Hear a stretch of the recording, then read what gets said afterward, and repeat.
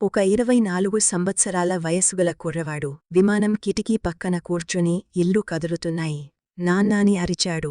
అతని తండ్రి చిరునవ్వు నవ్వాడు.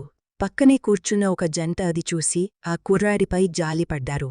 మళ్ళీ ఆ కుర్రవాడు నాన్న చూడండి, ఆ కార్లు ఎంత చిన్నగా ఉన్నాయో, రోడ్లు చాలా చిన్నగా కనబడుతున్నాయి అని అరిచాడు దానికి. వాళ్ళ నాన్న తల ఊపుతూ సంతోషంగా చిరునవ్వు నవ్వాడు. ఇది గమనించిన జంట ఆ కుర్రాడి వైపు వింతగా అసహనంగా చూశారు. ఆ వెంటనే ఆ కుర్రవాడు నాన్నగారు మన పక్కనే మేఘాలు కదులుతున్నా అయి చూడు అని మళ్ళీ అరిచాడు వెంటనే. రెచ్చిపోయిన ఆ జంట ఆ పెద్దాయనతో ఈ అబ్బాయిని హాస్పిటల్లో డాక్టర్ దగ్గరికి తీసుకెళ్ళండి అన్నారు. దానికి ఆ పెద్దాయన చిరునవ్వు నవ్వి మేము డాక్టర్ దగ్గరి నుండే వస్తున్నాము అని అన్నాడు. మా అబ్బాయి చిన్నప్పటినుండి గుడ్డివాడు. ఈరోజే అతనికి కళ్ళు వచ్చాయి అని చెప్పాడు. దానికి వాళ్లు చేసిన పనికి సిగ్గుపడి క్షమాపణలు కోరారు. ఏదైనా ఒక పుస్తకాన్ని దాని కవర్ ద్వారా అంచనా వేయవద్దు.